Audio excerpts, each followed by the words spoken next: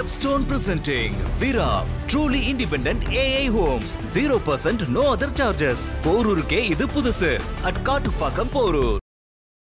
கருத்து கணிப்பு என்ன சொல்றாரு அப்படின்னா ஸ்டாலினுடைய செல்வாக்கு வந்து சரிந்து வருகிறது. டிக் ஃபார் டேக்ன்ற மாதிரி தான் இருக்குது. இவங்க வெளியிட்டாங்க, அதுக்கு இவங்க வெளியிடுறாங்க. இவங்க வீக்குன்றாங்க, இவங்க ஸ்ட்ராங்குன்றாங்க. இவங்க இந்த கூட்டணி பலமாகுதுன்றாங்க, இந்த கூட்டணி வீக் ஆயிடுச்சுன்றாங்க. ஸோ இது ரெண்டுமே மக்களை குழப்புற விஷயம்தான். கருத்து கணிப்புகளும் தொலைக்காட்சிகளில் அவங்கவுங்க பரப்பதும் சார்பு நிலையிலேருந்து தான் வருமே தவிர நம்ம நினைக்கிற மாதிரி ஒரு நியூட்ரலைஸ் டேட்டா கிடைக்கும்னா சத்தியமாக கிடைக்காது. கால்குலேஷன் என்றைக்கும் மிஸ் ஆகாது. ஏன்னா இங்கே இருக்கிற ப்ளஸுக்கும் மைனஸுக்குமான வித்தியாசம் 2-3% தான் காலங்காலமாக. திமுக வரதுக்கான வாய்ப்பு தான் 99.99% இருக்குது. சீமானவர்களும் பிரிக்கிறாரு, விஜயும் பிரிக்கிறாங்க, பிஜேபி இவங்க பிஜேபியை மட்டும் அடித்து வர்றாங்க. டைரெக்டாக இன்டைரக்டாக திமுகவுக்கு தானே பலன். திமுகவில் ராஜ்யசபா வேட்பாளர்கள்லாம் அறிவிக்கப்பட்டாங்க. ஏன் இன்னும் அதிமுகவில் வந்து வேட்பாளர் அறிவிக்க முடியாத ஒரு இழுபறி நிலை நீடிக்குதுன்னு பாமக வரும், அன்புமணிக்கு கொடுக்கலான்னு பார்க்கலாம். ஆல்ரெடி தேமுதிக கொடுக்க மாட்டேன்ட்டுறாங்கன்னு நினைக்கிறேன்.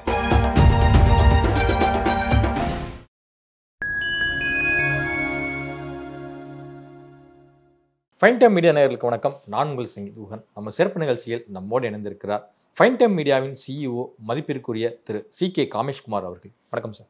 வணக்கம். எப்படி சார் இருக்கீங்க? நல்லா இருக்கேன். எப்படி இருக்கீங்க சார்? நலமா இருக்கேன் சார். சமீபத்தில் மூத்த பத்திரிகையாளர் சாணக்கியா வலையொலியின் நிறுவனருமான ரங்கராஜ் பாண்டே அவர்கள் நடத்திய கருத்து கணிப்பு வந்து தமிழ்நாட்டு அளவில் சிறிது வந்து பேசப்பட்டிருக்கு. அதிலும் குறிப்பாக அவருடைய கருத்து கணிப்பு என்ன சொல்றாரு அப்படின்னா ஸ்டாலினுடைய செல்வாக்கு வந்து சரிந்து வருகிறது. 2026 சட்டமன்ற தேர்தலில் அவருக்கான அந்த மக்கள் செல்வாக்கு என்பது சரிந்து வருவதை பார்க்குறோம் அப்படிங்கிறத 4 பகுதிகளாக தமிழ்நாட்டை பிரித்து பல சட்டமன்ற தொகுதியில் அவங்க ஒரு சாம்பிள் வந்து எடுத்திருக்காங்க. இன்னொரு பக்கம் இந்தியா டுடேவுடைய ஆர்டிக்கல் என்ன சொல்கிறாங்க அப்படின்னா 2026 தேர்தலிலும் வந்து பார்த்திங்கன்னா திமுக அணிக்கு ஒரு அமோகமான ஒரு வாய்ப்பு இருக்குது. கிட்டத்தட்ட 55% மக்கள் வந்து ஸ்டாலினை தான் முதல்வராகிறத வந்து விரும்புகிறாங்க அப்படிங்கிற பாயிண்டில் வந்து குறிப்பிட்டிருக்கு. இந்த 2 கருத்து கணிப்புகளை நம்ம எப்படி பார்க்கணும், எப்படி ஒப்பிடணும்? கருத்து கணிப்பை பற்றி நம்ம டெப்த்தாக பேசலாம். அவங்களுடைய ஒப்பீனியன்ஸை பற்றி, அது நம்மளுடைய ஒப்பீனியன் என்னன்றதையும் நம்ம பேசலாம். பட் இந்த கருத்து கணிப்புக்கும் இப்போ தேர்தலுக்கு கிட்டத்தட்ட 1 வருஷம் இருக்குது. 1 வருஷத்துக்கு முன்னாடி இந்த கருத்து கணிப்பு வர வேண்டிய அவசியம் என்னன்னு ஒன்று இருக்குல்ல, அதை நம்ம பார்க்க வேண்டிய. இந்த பக்கம் சாணக்கியா திரு ரங்கராஜ் பாண்டே அவர்கள், அவருடைய சார்பு என்னன்றது எல்லாருக்கும் அவர் வெட்ட வெளிச்சமாக தான் சொல்லியிருக்காரு. அதனால் அது அப்படி தான் இருக்குன்றதை நம்ம எடுத்துக்கலாம். அதே பாயிண்ட் ஆஃப் வியூவில் இந்த பக்கம் இந்தியா டுடே யாருடைய சார்பிலேருந்து வரும்ன்றது நம்ம ஓரளவுக்கு கணிக்கிறது தான் போன தேர்தலேருந்து எல்லாமே. ஸோ இப்போ வந்து டிக் ஃபார் டேக்ன்ற மாதிரி தான் இருக்குது. இவங்க வெளியிட்டாங்க, அதுக்கு இவங்க வெளியிடுறாங்க. இவங்க வீக்குன்றாங்க, இவங்க ஸ்ட்ராங்குன்றாங்க. இவங்க இந்த கூட்டணி பலமாகுதுன்றாங்க, இந்த கூட்டணி வீக் ஆயிடுச்சுன்றாங்க. ஸோ இது ரெண்டுமே மக்களை குழப்புற விஷயந்தான். ஸோ நம்ம எப்போவுமே தேர்தலுக்கு முன்னாடி நம்ம அந்த எப்போவுமே நம்ம சொல்கிறதுனா ஒரு நெரேட்டிவ் செட் பண்ணுவாங்கன்னு சொல்லுவோம். எல்லா அலைன்ஸ் பார்ட்டியுமே ஒரு நெரேட்டிவ் செட் பண்ணுவாங்க. அந்த நெரேட்டிவ் பேஸ் பண்ணி மக்களை குழப்பி இப்போது இந்த பக்கம் போடுறவங்கள எப்போவுமே நம்ம மக்களுடைய ஓட்டுகள் பார்த்திங்கன்னா எல்லாருமே சார்பு போக மீதி இருக்க பொதுமக்களுக்கு என்றைக்குமே வந்து ஜெயிக்கிற கட்சிக்கு ஓட்டு போடுறது தான் அவங்களுடைய எண்ணமாக இருக்குது தவிர அவங்க விருப்பத்துக்கு ஓட்டு போடுறதுன்றது ரொம்ப குறைவு. அது வந்து ஒரு 30-20% கூட இருக்காது. நான் போட்ட கட்சி ஜெயிச்சிச்சின்றது தான் பெருமையாக அவங்க பார்க்குறாங்க. நம்மளுடைய ஒரு இதுவாக பார்க்குறது, நம்ம ஒரு கலை நிலவரத்தை நம்ம பார்த்து இருக்கும்போது நமக்கு இது வந்து தெரிஞ்சது, அதை நம்ம பதிவு பண்ணுறோம். ஸோ ஜெயிக்கிற கட்சிக்கு ஓட்டு போடணும் அப்படின்னு மக்களுடைய மனநிலையை இந்த மாதிரியான அமைப்புகள் அந்தந்த சார்பு கட்சிகளுக்கு கன்வெர்ட் பண்ணுறதுக்கான வேலையாக பார்க்குறாங்க. ஸோ அப்போ அவங்க பார்க்கும் போது இப்போ ஏடிஎம்கேவும் பிஜேபியும் ஸ்ட்ராங் ஆகுதா, அப்போ நம்ம வந்து ஏடிஎம்கே பிஜேபி அலைன்ஸை ஃபோக்கஸ் பண்ணலாம் அப்படின்னு நினச்சி மக்கள் சில பேர் இங்கே இந்த வேவ் அப்படி மாறணும். இப்போ இல்லை நாங்கள் வந்து டிஎம்கே தான் ஸ்ட்ராங்காக இருக்குன்னு இவங்க சொல்கிறத நம்பி இங்கே கொஞ்சம் பேர் ஸ்ட்ராங் ஆகும். ஸோ இந்த கான்செப்டை தான் இப்போ இவங்க 2 பேரே கேம் இதுக்கப்புறம் இது மாதிரி எத்தனை பேர் பண்ண போகிறாங்கன்னு இருக்குது. புகழ்பெற்ற மற்ற சர்வே எல்லாம் வரும். பட் அது இப்போ இவ்வளோ சீக்கிரமாக வராது. என்றைக்குமே வந்து ஒரு தேர்தல் 6 மாத காலம் முன்னாடி, ஒரு 3 மாதம் காலம் முன்னாடி இந்த அலைன்ஸை பேஸ் பண்ணி எடுப்பாங்க. இன்னும் இப்போ வந்து அலைன்ஸுன்றது ஃபார்மே ஆகலைன்றது தான் என்னுடைய இது. ஏன் அப்படின்னா முக்கியமான கீ பிளேயராக இருக்கிற பாமக இன்னும் எந்த கட்சி சார்புன்னு வந்து அறிவிக்கலை. எந்த கூட்டணி கூட இருக்கிறோன்னு சொல்லி அவங்க இன்னும் வந்து அறிவிக்கலை. இல்லை அவங்க கட்சிக்குள்ளேயே வந்து பார்த்தீங்கன்னா இருவிதமான ஒரு நிலைப்பாடு இருக்கிறத வந்து பொதுவெளியில் பார்க்க முடியுது. ஆமாம், அதை நான் 2 விதமாக பார்க்குறேன். உண்மையாகவே அப்பாக்கும் மகனுக்குமாக இருக்கும் பிரச்சனைகள், அலைன்ஸ் பிஜேபி விசஸ் அதர்ஸ்ன்ற மாதிரி ராமதாஸ் கொண்டு போகிறாரு, பிஜேபி அலைன்ஸ்ன்றது அன்புமணி கொண்டு போகிறாரு அப்படின்ற மாதிரி நம்ம பார்க்கலாம். பட் இதில் நான் இன்னொரு விஷயம் நினைக்கிறேன் அப்படின்னா, இது வேற ஒரு பாயிண்ட் ஆஃப் வியூவில் நான் பார்க்குறேன். பாமக திமுகவோட கூட்டணி அமைக்கிறதுக்கான ஒரு சின்ன பிளேவா இது இருக்கலாமோ? இப்போ மாநாட்டில் ஒரு மருத்துவர் ராமதாஸ் அவர்கள் பேசுனதுக்கும் அன்புமணி ராமதாஸ் அவர்கள் பேசுனதுக்கும் அந்த டிஃப்ரென்ஷியேட்டே நம்ம உணர்ந்துடலாம் அப்படிங்கிறது இருக்கு. பட் அது ஓப்பனாக சொல்கிறாங்கன்னு வச்சுக்கோங்க. இப்போ 2 பேர் டிஃபரன்ஸ் ஆஃப் ஒப்பீனியன் இருக்கும். 2 பேருக்கு இல்லை, கட்சியிலேயே பல பேருக்கு இருக்கும், வேறு வேறு ஒப்பீனியன் இருக்கும். பட் தலைமை கடைசியாக ஒரு முடிவு எடுக்கிறாங்க, அது எல்லாரும் ஒபே பண்ணி போயிடுவாங்க. ஸோ இங்கே அன்புமணி ராமதாஸுக்கும் ராமதாஸ் அவர்களுக்குமே இருக்க இந்த ஒப்பீனியன் வந்து கடைசியான ஒரு ஃபைனல் கால் வர இடத்துல அந்த இது ஒபே பண்ணி தான் போவாங்கன்றது நான் நினைக்கிறேன். இது பெரிய பிளவாகவோ இது ஆகிறதுக்கான வாய்ப்புகள் இல்லை. ஒன்று ராமதாஸ் விட்டு கொடுப்பாரு, இல்லை அன்புமணி, அதாவது உண்மையான சண்டையாக இருந்தால். இல்லை இவங்க பிளான் பண்ணி பிஜேபி அலைன்ஸ்லேருந்து எக்ஸிட் ஆகிறதுக்காக நினைக்கிறாங்க அப்படின்னும் போது இது ஒரு பிளேவாக பார்க்கப்படுது. நான் பார்க்குறேன் பிளேவாக. ஸோ இந்த இவங்களுக்குள்ள சண்டை, நான் என்ன பண்ணுறது, ஐயா ராமதாஸ் ஐயா அவர்கள் வந்து இப்போ வேறு அலைன்ஸ் போகணும்னு முடிவு பண்ணிட்டாரு. அதனால் இப்போது பிஜேபி அலைன்ஸு அன்புமணி தான் என்னை வந்து ஃபோர்ஸ் பண்ணாருன்னு இன்றைக்கி ஒரு ஸ்டேட்மெண்ட் கொடுத்துருக்காரு ராமதாஸ் அவர்கள். அன்புமணியும் சௌமியா அன்புமணியும் அழுதனர் அப்படின்னு சொல்லி அதனால தான் நான் வந்து பிஜேபி அலைன்ஸு போன பாராளுமன்றத்தில் வச்சேன்னு. பட் இப்போ அதை சொல்ல வேண்டிய அவசியம் இல்லை. இன்கேஸ் அதிமுக போகணுன்னு நினச்சேன்றாரு, இவங்க பிஜேபி போகணுன்னாங்க, நாங்கள் பிஜேபிக்கு போயிட்டோம். இப்போ அதிமுகவும் பிஜேபி ஒன்றா தானே இருக்குது. ஆமாம். இப்போ எத்தனை வந்து இந்த ஸ்டேட்மெண்ட் சொல்ல வேண்டிய அவசியம் என்ன? இந்த ஸ்டேட்மெண்ட்டுக்கு வேல்யூவே இல்லையே. நீங்கள் சப்போஸ் இப்போ அலைன்ஸ் போகணுன்னா, இந்த அலைன்ஸ் போகிறதா இருந்துச்சுன்னா நேரடியாக இதை சொல்லாமல் நேராக இவங்க கூட்டணிக்கு பேசிடலாம். பட் அதை பண்ணலை. அப்படின்னா இவங்களுடைய ஃபோக்கஸ் திமுகவாக இருக்குன்றது நான் பார்க்குறேன். அதே எண்ணத்தில் திமுகவும் பாமகவுக்கான இடத்த ஒதுக்கி வச்சுருக்காங்கன்றதை நான் ஏன் அப்படின்னா, போன தேர்தலில் அவ்வளோ இது இருந்தது. பாமக மட்டும் இந்த அலைன்ஸில் இணைந்தால் 200 சீட்டு ஜெயிக்கிறது கன்ஃபார்ம்ன்றது திமுகவுடைய ஒரு மாஸ்டர் பிளான். ஓகே, அலைன்ஸில். ஓகேவா? இப்போ இருக்கிற திமுக தலைமை வந்து பாமகவை வந்து விரும்புது. இவ்வளோ கட்சிகள் கூட்டணியில இருந்தும் பாமக கண்டிப்பாக விரும்புது. நீங்கள் போன வாரம் திருமாவளவன் ஒரு மேடையில் பேசும்போது, நாங்கள் இருவரும் இணைந்து ஒரு இடத்துல இருந்தால்ன்ற மாதிரி ஒரு ஸ்டேட்மெண்ட் பேசியிருப்பார். நீங்கள் உன்னிப்பாக கவனிச்சிருந்தா தெரிஞ்சிருக்கும். ஸோ அதுக்கும் தயார்ன்ற நேரில் முன்னாடியே வர்றதா தான் நம்ம பார்க்குறோம். ஸோ எனக்கு தெரிஞ்சு பாமக திமுகவோட அலைன்ஸை ஃபோக்கஸ் பண்ணி போகிறாங்க. அந்த அலைன்ஸ் ஃபோக்கஸ் பண்ணுறதுனால இந்த ட்ராமா நடக்குது அப்படின்னு நான் நினைக்கிறேன். நிறைய விமர்சகர்கள் குறிப்பிடுவது என்ன அப்படின்னா, அந்த கருத்து கணிப்புகள் அப்படிங்கிறதே வந்து கருத்து திணிப்பாக தான் இருக்கும் அப்படின்னு சொல்லிட்டு நிறைய பேர் வந்து சொல்லுவாங்க. இந்த கருத்து கணிப்புகளை வந்து நம்பலாமா வேண்டாமா அப்படிங்கிறது மக்கள் முடிவுக்கே விட்டுருவோம். ஆனால் அதே சமயம் இந்தியா டுடே நடத்திய கருத்து கணிப்புகள்லாம் வந்து பார்த்தீங்கன்னா ரொம்பவே முக்கியத்துவம் வாய்ந்ததாக வந்து இருக்குது. சென்ட்ரலில் வந்து மோடி தான் அப்படிங்கிற மீதியில் அவங்க டோட்டலாக கால்குலேட் பண்ணுறாங்க அப்படின்னா நிச்சயமாக அதே மாதிரியான ஒரு அலைன்ஸ் தான் வந்து ஃபார்ம் ஆகுது. அதே போல் தொடர்ந்து 3-4 எலெக்ஷன் வந்து பார்த்தீங்கன்னா திமுக அலைன்ஸ் தான் தமிழ்நாட்டு அளவில் வந்து ஒரு ஸ்ட்ராங்கான அலைன்ஸாக இருக்குது. அவங்க தான் வின் பண்ணதுக்கான சாத்தியக்கூறுகள் இருக்குன்னு சொல்லிட்டு எம்பி எம்எல்ஏ எலெக்ஷனில் சொன்னதும் அதுவும் கிட்டத்தட்ட கரெக்டாக நடந்தும் இருக்குது. ஸோ அப்படி பார்க்கும்போது இந்தியா டுடே கருத்து கணிப்பை திமுக தலைமை ரொம்பவே நம்புன்னு சொல்கிறோம். நம்புகிறோம். இது அதுதான் சொல்கிறேன், இது ஒரு நெரேட்டிவ் தான் குகன். இப்போது நம்மளும் தான் சொன்னோம், போன தேர்தலில் நீங்கள் நம்மளுடைய வீடியோ இருந்ததுன்னா பாருங்கள், நம்ம திமுக அலைன்ஸ் தான் ஜெயிக்கும்ன்றதை நம்ம இருக்கணும். அதிகபட்சம் 3-4 சீட்டு பிஜேபி அலைன்ஸ், அதுவும் ஃபேஸ் பேஸில் டிஎம்கே ஏடிஎம்கே அண்ட் பிஜேபிக்கு போனால் போகலாம். ஆனால் 39-40 சீட்டும் திமுக ஜெயிக்கிறதுக்கான வாய்ப்புகள் தான் நம்ம இருக்குது. நம்ம ஏற்கனவே பதிவு பண்ணியிருந்தோம். நம்ம எந்த ஸ்ட்ராட்டஜியை வச்சு பேசணும், நம்ம போய் எந்த ஒரு சர்வேவும் எடுக்கலை.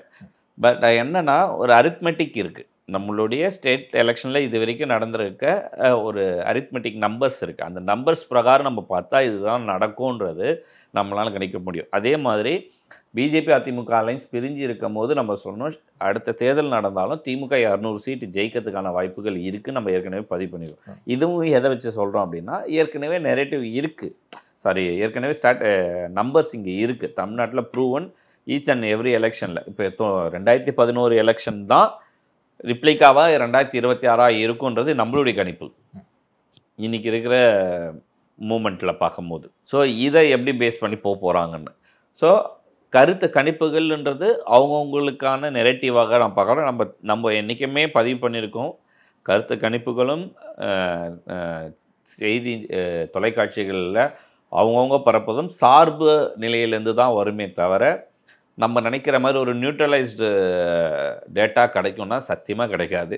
நீங்கள் எதை பார்த்தாலுமே இப்போது நான் பேசுகிறதும் நான் ஏதோ ஒரு சார்பில் இருந்தால் அந்த சார்புக்கான பாயிண்ட்டு நான் உள்ள அதுக்கான பிரைமாஃபசி, அதாவது அதுக்கான வலு சேர்க்குமான கருத்துக்களை தான் நான் பதிவு பண்ணுவேனே தவிர அதை வீக்காக்கும் பதிவில் என்னால் பதிவு பண்ண முடியாது. ஸோ இதுதான் கள நிலவரம். ஸோ நம்ம எல்லாருமே ஏதோ ஒரு பேக்ஹேண்ட்லேருந்து பதிவு பண்ணுறதா தான் நம்ம பார்க்க போடணும். எனக்கு இதில் என்ன அடுத்த விஷயம்னா, பாமக வந்தால் இப்போது ஒரு டாஸ்மாக் ரெய்ட் நடந்திருக்கு. இந்த பக்கம் பாமக வர்றதுக்கும் இந்த பக்கம் காங்கிரஸ் திமுகவிலேருந்து வெளியே போகிறதுக்குமான வாய்ப்புகள் இருக்கான்றதை நம்ம பார்க்கணும். இருக்கிற அலைன்ஸ் அப்படியே ஃபார்ம் ஆனால் ஜெயிக்கிறதுக்கு அதிகம். ஏன்னா பிஜேபியுடைய அஜெண்டா காங்கிரஸ் கட்சி திமுகவால் தான் உயிர் பெற்றிருக்குன்றது தான் அவங்களுடைய எண்ணம். ஸோ அந்த காங்கிரஸ் கட்சி அந்த அலைன்ஸ்லேருந்து விடுபட்டு விட்டால் அந்த கட்சி மெல்ல கரைஞ்சிரும்ன்றது பார்க்குறாங்க. அடுத்த பாஜக தலைமை நினைக்கிறாங்க 2031 இப்போ 24 தேர்தல், அடுத்தது 29 தேர்தலுக்குள்ளே காங்கிரஸ்க்கு இந்த பக்கம் வராத மாதிரி என்ன பண்ணணுமோ அதை பார்க்கணுன்னு நினைக்கிறாங்க. இது ஜென்ரல், ஓகேவா? ஏன்னா அவங்க அதுக்கேற்ற எந்த ஒரு மெனக்கெடலுமே இல்லை. ஸோ அதுக்காக நான் அஜெண்டா இப்போ ஒரு நிதி ஆயோக் மீட்டிங்க்கு நீங்கள் திராவிடம்னு பேசுகிற முதலமைச்சர் நான் 3 வருஷம் புறக்கணிச்ச முதலமைச்சர் இந்த வருஷம் போய் அட்டன் பண்ணுறாரு. ஃபர்ஸ்ட் ரோலே எல்லாமே அவங்களுக்கு ஃபர்ஸ்ட் ப்ரையாரிட்டியாக கொடுக்குறாங்க. அது கொடுப்பாங்க. இதெல்லாம் நம்ம செய்திக்கு போட்டுக்கலாம் குகன். நீங்கள் எந்த நாடு எந்த ஸ்டேட் அதிகமாக உங்களுக்கு ஃபண்டிங் பண்ணுதோ அது ப்ரியாரிட்டி கொடுப்பாங்க. இது சும்மா நம்ம உட்காந்து செய்தியில் போடுறதுக்காக இவர் முன்னே அதெல்லாம் இல்லை. அது வேறு, அந்த மீட்டிங்குன்றது வேறு. ஆனால் நான் கேட்குறது திமுகவுடைய எதிர்ப்பு கொள்கையிலிருந்து விட்டு அவங்க போய் அட்டன் பண்ணியிருக்காங்க அப்படின்னா என்ன? அதுக்கு முந்தின வாரம் இங்கே நடந்த ரெய்டுகளோ சில விஷயங்களுக்கும் இதுக்கும் தொடர்பு இருக்கானா? நிச்சயம் இருக்குன்றதை நம்ம சொல்லலாம். ஆனால் அங்கே என்ன பேசப்பட்டது? கண்டிப்பாக திமுகவும் பிஜேபியும் அலைன்ஸை சேரும்னு சொல்ல போகிறது இல்லை. ஏன்னா திமுகவுடைய இன்னைக்கு இங்கே இருக்க வெற்றியே அதிமுக இப்படி பண்ணாங்க, அதிமுக இப்படி செஞ்சாங்கன்னு சொல்லி எந்த தேர்தலும் அவங்க சந்திக்கல. கடந்த கால தேர்தல் நீங்கள் பாஜகவுடைய எதிர்ப்பு தான் இங்கே வெற்றியாகவே பார்க்க. பலமான ஒரு வில்லன், எந்த ஒரு ஹீரோவும் பெரிய ஹீரோ ஆகணும்னா ஒரு பலமான வில்லன் வேணும்னு, அந்த மாதிரி திமுக தமிழ்நாட்டை பொறுத்தவரைக்கும் பிஜேபியை ஒரு பலமான எதிரியாக காட்டுறாங்க. ஏன்னா எடப்பாடியை நீங்கள் காட்டுறது ஒரு பலமான ஒரு லீடராகவோ பலமான ஒரு இதுவாகவோ இன்றைக்கி காட்ட முடியாதுன்றது ரொம்ப தெளிவான விஷயம். ஸோ அவங்க அதனால் பிஜேபி மோடி இந்த மாதிரி கொண்டு போகிறாங்க இந்துத்துவா அப்படின்னு சொல்லி. ஸோ இதை கொண்டு போய் காட்டும் போது இங்கே அவங்களுக்கு ஒரு கன்சால்டேட் கிடைக்குது சிறுபான்மையர்கிட்ட. நமக்கு ஒரு 20-30% சிறுபான்மையர் ஓட்டை இவங்க கன்சால்டேட் பண்ணிகிட்டே வராங்க. ஸோ இன்றைக்கி போய் திருப்பி பிஜேபியோட அலைன்ஸ்லாம் சொல்ல வாய்ப்பே கிடையாது. ஆனால் வேற பரப்புரை திமுக அணிக்கு சக்ஸஸ்ஃபுல்லாக இருக்குது, சக்ஸஸ்ஃபுல் ஃபார்முலாவாக இருக்குது. அதனால் என்ன பேசுவாங்கன்னா, உங்கள் அலைன்ஸில் என்னால் வர முடியாது, நான் மேபி காங்கிரஸை என் அலைன்ஸ்லேருந்து வெளியே அனுப்புகிறேன்னு சொல்லலாம். ஆனால் பிஜேபி ஆட்சி மறுபடியும் அமைஞ்சதுலேருந்தோ அதுக்கு முந்தியுமே திமுக அலைன்ஸில் காங்கிரஸ் இருக்கக்கூடாதுன்ற மெனக்கெடல் தான் அதிகமாக எடுத்தாங்க. அவங்க கூட்டணி வரணும்னு கேட்கவே இல்லை. ஸோ டெல்லியை பொறுத்த வரைக்கும் தமிழ்நாடு மற்றும் புதுச்சேரியிலேருந்து எப்படியும் 10 எம்பிக்கள் அங்கே மேலே வந்துடுறாங்க காங்கிரஸ் சார்பில் அப்படிங்கிறது அவங்களுடைய. ஆமாம், ஆல்மோஸ்ட் அவங்களுடைய இதில் 20-25% இவங்க கிட்டேருந்து கொடுக்குறது. போன தடவை 45 சீட் வச்சுருந்தாங்க 19 காங்கிரஸுடைய. 54, 45, 50ன்னு வச்சுக்கோங்க. அதில் 10 சீட் எங்கேருந்து போனது? இங்கே இருந்து. இந்த தடவை 90, 98. இந்த டைம் 99. இந்த தடவை 10 சீட் எங்கேருந்து? தமிழ்நாட்டில் இருந்து தான். மீதி எல்லா ஸ்டேட் கிட்டத்தட்ட 26-28 ஸ்டேட்லேருந்து 89 வராங்க. ஒரே ஸ்டேட்லேருந்து 10 பேர் வராங்க. இதுவும் இவங்க மாதிரி இடத்துலேருந்து வரோன்றதுனால தான் மற்றவங்களும் கொஞ்சம் கிரிப்பு கொடுக்குறாங்க, சப்போர்ட் பண்ணுறாங்க. இல்லைன்னா அதுவும் குறைய வாய்ப்பு இருக்குது. ஸோ அதனால் இந்த தேர்தல் காங்கிரஸ் இந்த அளவுக்கு வளர்ந்ததை யாராலையும் ஏற்றுக்க முடியாது. ஏன்னா அவங்க வீழ்ச்சி அடைகிறாங்க நிறைய இடத்துல. அதை மீறி இவங்க வந்திருக்காங்கன்னா இவ்வளோ சீட்டுமே அலைன்ஸ் பார்ட்டிங்களால் வந்த சீட்ஸ் அதிகம். ஸோ அதை கம்மி பண்ணணும்னு நினைக்கிறாங்க. அதனால் இந்த இன்னும் கூட்டணி கணக்குகள் சரியாக வரல. இதுக்கு முன்னாடி இந்த ஒப்பீனியன் போல்ஸையும் இதையும் நம்ம வந்து எடுத்து பேசுறதில்ல, பிரோஜனம் இல்லை. ரியாலிட்டி இவங்க ஒரு நெரேட்டிவ் செட் பண்ணிட்டு இருக்காங்க. இவங்க செட் பண்ணுற ஒரு நெரேட்டிவ்க்கு ஆப்போசிஷன், கேள்விக்கு என்ன பதில் எதிர்க்க போதிராக பதில் சொல்லிக்கிறதும் இந்த மாதிரியான ஒரு யுத்தங்கள் நடக்கிறதும் குவைட் நேச்சர். ஸோ அதை தான் நம்ம பார்க்குறோம். பட் இந்தியா டுடே உடைய இது ஆல்ரெடி கொஞ்சம் ப்ரூவ்னு இருக்குன்றனால நம்ம அதை பேஸ் பண்ணி நம்ம சொல்லாமல் நம்ம நம்பர்ஸ் வைஸ் இங்கே அரித்மெட்டிக் நம்பர் இங்கே என்ன ஒர்க் ஆகிருக்கு அப்படின்னு நம்ம அண்ணன் ரவீந்திர துரைசாமி அண்ணன் சொல்கிற மாதிரி நம்பர்ஸ் தான் பேசுன்ற மாதிரி நம்மளும் அதை தான் சொல்கிறோம். நீங்கள் கேல்குலேஷன் என்றைக்கும் மிஸ் ஆகாது. ஏன்னா இங்கே இருக்கிற ப்ளஸுக்கும் மைனஸுக்குமான வித்தியாசம் 2-3% தான் காலங்காலமாக. நம்ம எல்லாருமே சொல்லுவோம், இந்த போன தேர்தலில் வந்து எதிர்கட்சி வந்து ஒரு 500 ஓட்டு வித்தியாசத்தில் 30 தொகுதி இழந்துட்டாங்க, இல்லைன்னா அவங்க தான் ஆளுங்கட்சி. அப்படி கிடையாது. அது முந்தின தேர்தல் போய் யார் ஆளுங்கட்சியாக இருந்திருந்தாலும் அதுக்கு எதிர்கட்சி இதே மாதிரி தான் நடந்திருக்கும். கடந்த 30-40 ஆண்டு காலம் எதிர்கட்சிக்கும் ஆளுங்கட்சிக்குமான தொகுதிகளில் ஒரு 30 50 தொகுதிகள் எப்போவுமே 500 5000 ஓட்டு வித்தியாசங்களில் தான். ஸோ அது வந்து என்றைக்குமே கணக்கில் ஒரு ஓட்டு வித்து ஜெயித்தாலும் ஜெயிச்சது தான், அவங்க தான் ஆளுங்கட்சி. இப்போ எனக்கு என்ன ஒரு டவுட் அப்படின்னா, இப்போ பாஜக அதிமுக ஒரு மெகா அலையன்ஸ் அமைத்தும் கூட அவங்களுக்கு உள்ளான அந்த ஓட் டிரான்ஸ்ஃபர் வந்து இன்னும் போகலையா அப்படின்னு நினைக்கிறீங்களா? எப்படி இது எப்படி மெகா அலையன்ஸ் நம்ம சொல்ல முடியும்? கடந்த முறை வந்து இவங்க தனித்து களம் கண்டாங்க, பாஜக தலைமையில் ஒரு என்டிஏ அணி ஃபார்ம் பண்ணாங்க. அதில் பாரிவேந்தர், ஜான் பாண்டியன், அப்புறம் ஏசி சண்முகம், இன்னும் பலர் வந்து இடம் பெற்றிருந்தாங்க. அப்படி இருந்துமே கிட்டத்தட்ட ஒரு 18% ஓட்டை வந்து எடுத்திருந்தாங்க. அதிமுக தனியாக அவங்க தேமுதிக புதிய தமிழம்லாம் சேர்ந்து 23% எடுத்திருந்தாங்க. ஸோ இது ரெண்டும் சேரும் போதே கிட்டத்தட்ட ஒரு 40 நெருங்குது. இல்லை 40 நெருங்குது. பாமக எங்கே இதில் இருக்குது? பாமகவுடைய 5-6% எங்கே இருக்குது?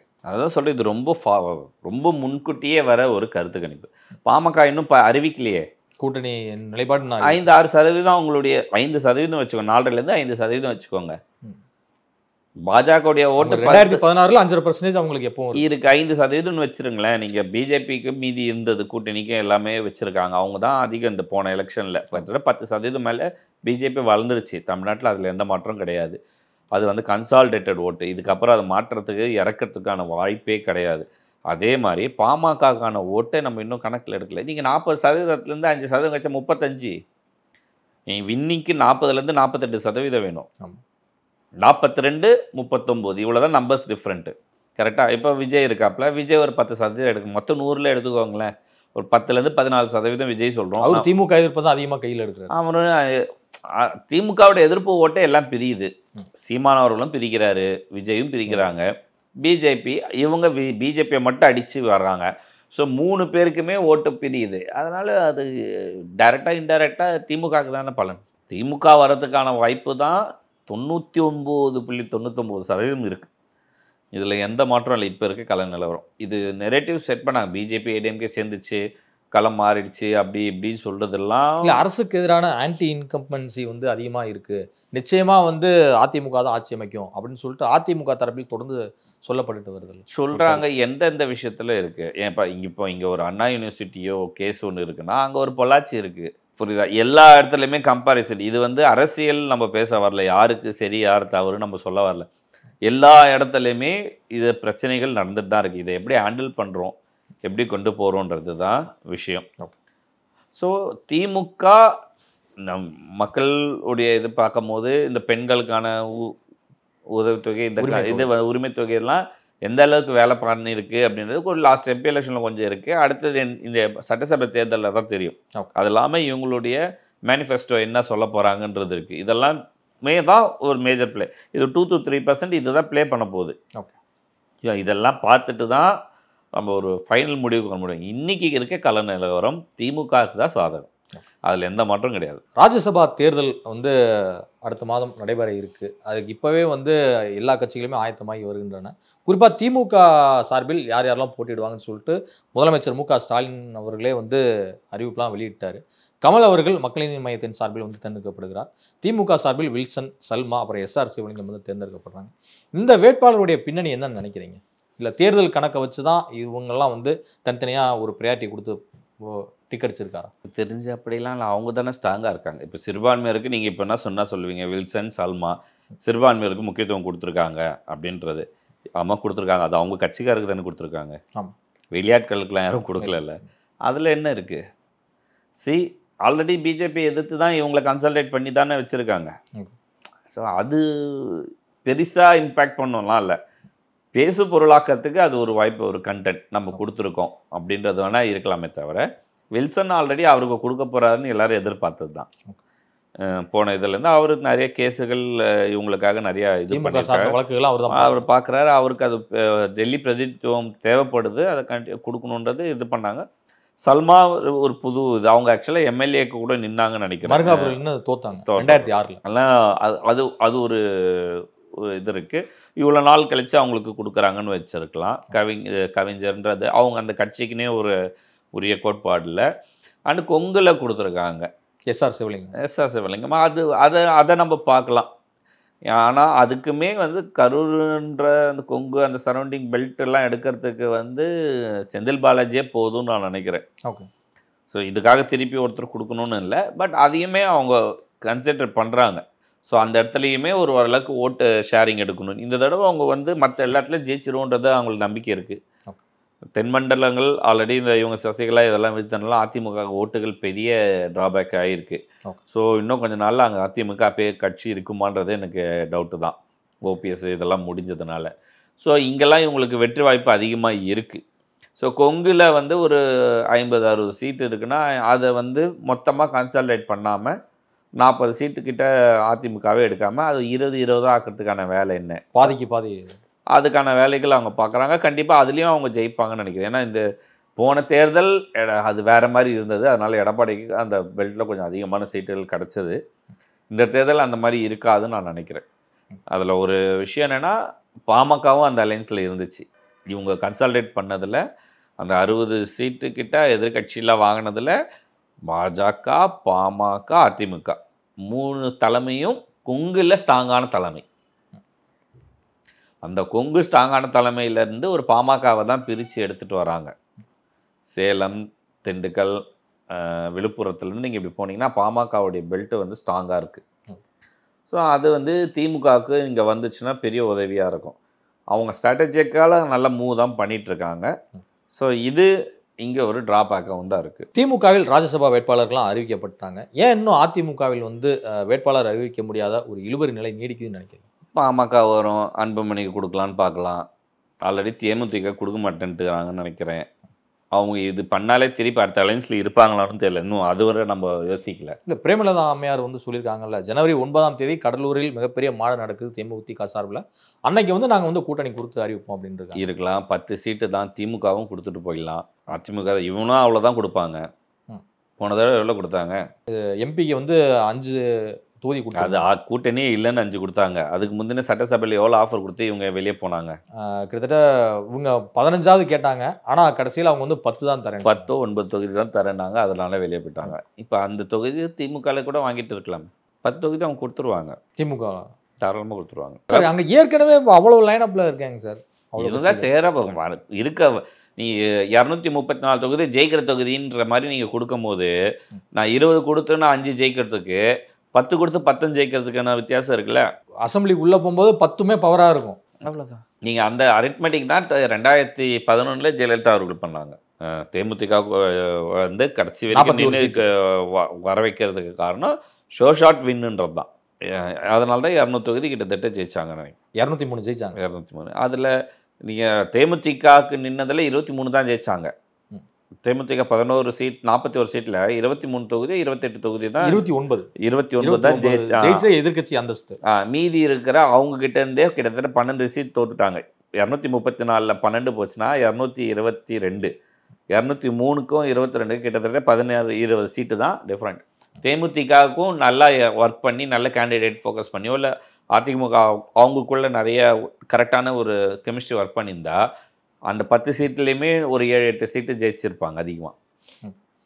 தேமுதிகவுக்குமே இன்னும் அதிகமான அந்த நம்பர்ஸ் வேலை, அதே நம்பர் தான் இந்த தேர்தலில் பிரதிபலிக்கும். 2 கம்யூனிஸ்ட்டுகளுமே ஒவ்வொரு சீட்டை தான் அந்த தேர்தலையும் இழந்தாங்க, இது எல்லாமே அவங்களும் ஜெயிச்சிட்டாங்க. 11-9 அப்படியே அடிச்சுட்டு போனாங்க. ஸோ அந்த சீட் அதே கால்குலேஷன் நீங்கள் எடுத்துக்கோங்க. இப்போ இருக்கிறதுக்கு இப்போ கூட்டணி கம்மியாக இருக்குன்றதுனால இப்போ அதிமுக இப்போ காங்கிரஸில் காங்கிரஸில் இப்போ வந்து 30 சீட் கொடுத்தாங்களா? 2021 25 கொடுத்தாங்க. 25 சீட்டு. 25ல் 18 ஜெயிச்சாங்க. ஆமாம், கூட்டணியில் இருந்தால் 25. இப்போ அவங்க வெளியே அனுப்பிச்சா அந்த 25 யாருக்கு கொடுக்குறது? பாமகவுக்கு கொடுத்துட்றோம். நான் எக்ஸ்ட்ரா மீதி இருக்கிற கம்யூனிஸ்ட் கிட்டேருந்து 2, திருமாவளவன் கிட்டேருந்து 2 எல்லாத்தையும் ஒரு 10 சீட்டு தேமுதிக கொடுத்துட்டு போகிறோம். சீட்டு கொடுக்கறதுக்குலாம் நிறையா இருக்குது. 150 தொகுதி திமுக நிற்கும். மீதி 84 தொகுதி இருக்குது. 84 தொகுதியிலையும் நீங்கள் காங்கிரஸ் இருக்குன்னே வச்சுக்கோங்க. காங்கிரஸுக்கு ஒரு 18, 20, அதே 20 பாமகவும் உள்ள வந்தால் 40 தொகுதி ஆகுது. அதுக்கப்புறம் திருமாவளவன், கம்யூனிஸ்ட் 2 பேர், இவங்களுக்கு மொத்தமாக சேர்த்து ஒரு 15 இல்லை 20 தொகுதி. அந்த மதிமுக இருக்குது, அதுக்கு 5 தொகுதி கூட கிடையாது. அதெல்லாம் இப்போ திமுக இதில் கூட நிற்க வச்சுருவாங்க. இல்லை, கடந்த முறையே இப்போ அவங்க திமுக உறுப்பினர்களாக தான் இருக்காங்க. அப்படி தான் வரப்போகுது. சரியா? அதெல்லாம் திமுக 150 சீட்டுக்குள்ளே வந்துடும். இப்போவே 60 சீட்டு தானே கணக்கு வருது. இதுக்கு மேலே என்ன இருக்குது? மீதி எல்லாமே திமுக நிற்கும். எவ்வளோ பேர் சேர்த்தாலும் சேர்க்கலாம். ஏன்னா எல்லாமே வின்னிங்னு வரும். அதுதான் அங்கே பெரிய பலமாக இருக்கும். ராஜ்யசபா எம்பி கேண்டிடேட் வந்து போட முடியாமல் திணறுகிறாரா எடப்பாடி? மேபி இருக்கலாம். யாருக்கு கொடுக்குறது, யாருக்கு கொடுக்காம? ஜெயக்குமார், கோகுலந்திரா, இன்னும் பலர் வந்து முட்டி மோதிர வந்து பார்க்குறோமே. எல்லாம் முட்டி மோதனால என்ன பண்ண முடியும்? இருக்கிறது 2 தொகுதி. அதுலேயும் ஒரு தொகுதி ஷோர் ஷாட்டு, இன்னொரு தொகுதிக்கு இப்போ அலைன்ஸ் இருக்கிறதுனால ஓரளவுக்கு ஜெயிக்கலாம். இப்போ பாமக இவங்க மெனக்கெட்டு ஒரு எம்பி கொடுத்து வாங்க என் கூட்டணியிலன்னா தான் கொங்குலவாது கொஞ்சம் திருப்பி இவங்க கொஞ்சம் சீட்டை எடுக்கிறதுக்கு வாய்ப்பு, ஜெயிக்கிறதுக்கு. இல்லைன்னா அது வாய்ப்பு இல்லை. அந்த கால் எடுக்கிறதுக்கு மேபி லேட் ஆகலாம். பாமகவுடைய ஒப்பீனியனை பார்த்துட்டு ஒரு சீட்டை கொடுத்துட்டு முடிவு பண்ணலான்ற மாதிரி கூட இருக்கலாம். அப்படி இருந்ததுன்னா அந்த ஒரு தொகுதி அவங்களுக்கு அது எப்படியோ கூட்டணி பலத்தால் தான் வந்தாகணும் அந்த ஒரு தொகுதி. ஸோ எல்லாரும் சேர்ந்தான்றனால பிஜேபிக்கும் விட்டு கொடுத்துட்டாங்கன்னா பாமக கொடுத்து உள்ள அலைன்ஸ்குள்ளே கொண்டு வரலாம். அப்படி இல்லை அப்படின்னா பிஜேபி அந்த ஒரு சீட் எடுத்துக்கும், இவங்க ஒரு சீட்டு கொடுப்பாங்க. 2 சீட்டு அதிமுக எடுக்கிறதுக்கான வாய்ப்பு கம்மின்னு நினைக்கிறேன். இதுவரை உங்கள் பல்வேறு கருத்து உங்களுக்கு நன்றி சார். நன்றி.